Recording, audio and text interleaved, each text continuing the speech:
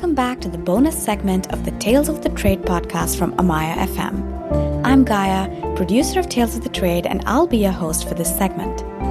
In today's episode, we bring you a few interesting extras from our conversation with Scott Chambers, founder and CEO of Surf House Dubai, whose topsy-turvy journey had more twists than O. Henry.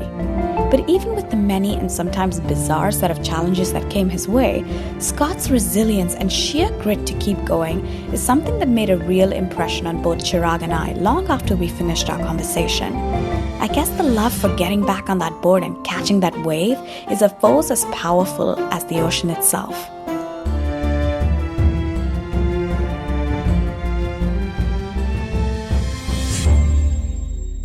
As we worked on this episode, we also reached out to some members of the surf community in the city to understand this all-consuming love for surfing better. It's very addictive. Surfing is not like any other sport. This is Mohammed Sultan bin Mishrin, an Emirati surfer who discovered the sport 7 years ago among the waves of California and hasn't looked back since. He echoed Scott's sentiment when it comes to how addictive and soul-gratifying surfing is. It's pretty pure. It's a beautiful game. It keeps you healthy, makes you want to wake up really early in the morning. Like there's some days in winter here because of how waves are limited. I would jump in my car, go to the beach before the sun even comes out by like an hour, jump in the water while it's dark, surf for like an hour, take a shower on the beach and go to work. That's how committed you have to be to actually surf over here, and it's really rewarding for me. I always tell myself one wave a session is more than enough. Human beings are naturally hungry. You can frustrate yourself so easily. But once you have a mindset of actually catching one wave and having fun, and if you're thinking that one wave is like satisfying for you, you'd enjoy surfing more and more and more. We talked with Mohammed not only about the surf community at large, but how Surf House became the epicenter for all those with a love for the sport and the lifestyle.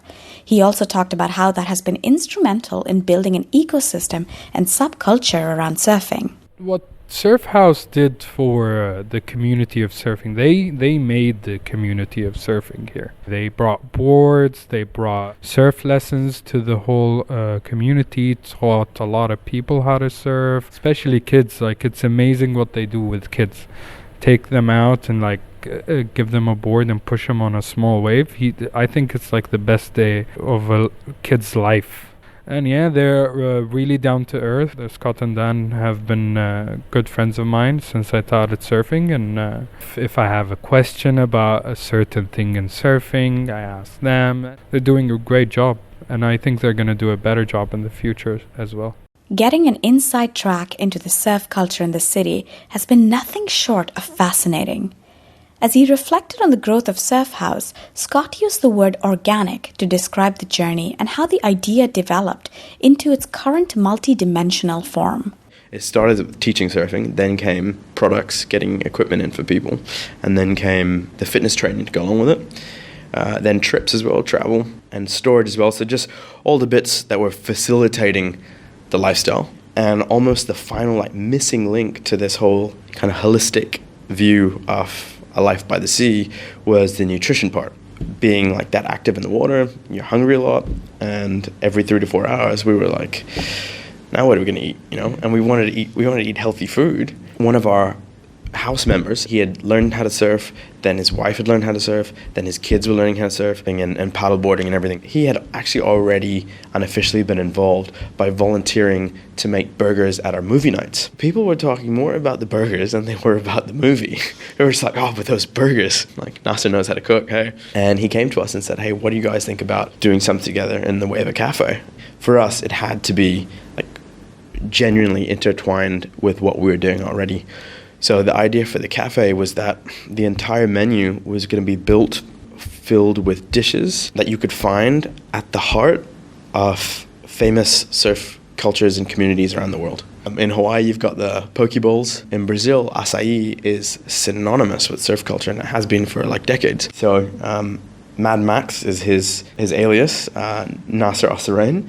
And yeah, he teamed up with us to create this single fin concept, and that was such a learning curve. All of a sudden, just thrown into how intense and high pressured.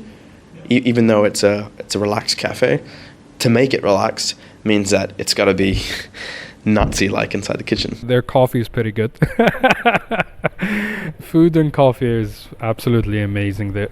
Every time I finish a surf in their next door beach, which is Sunset Beach, I just go down there, have a coconut water or something. Their vibe is very friendly, they're welcoming. From where we are standing, it's not just a great idea or a thriving business, it is undoubtedly a movement.